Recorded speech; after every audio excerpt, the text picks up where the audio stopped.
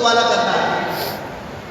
تو سرکار علیہ السلام کو حسن مناعت عطا کیا. مسلم کی روایت حضرت ابو طفیل فرماتے ہیں کان ابیضا، حضور گورے گورے تھے.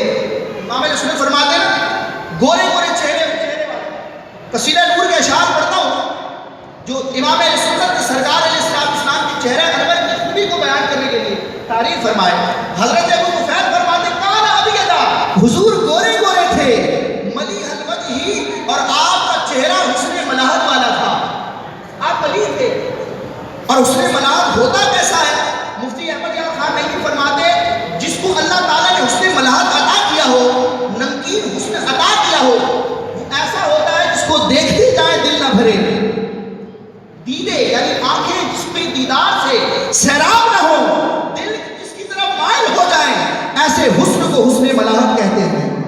امام علیہ السلام فرماتے ذکر سب پھیکے جب تک نہ مذکور ہو، نمکی حسن والا ہمارا نبی. حسن کھاتا ہے جن کے نمک کی قسم، وہ ولی ہے دلارا ہمارا نبی. حضور کیسے حسین تھے.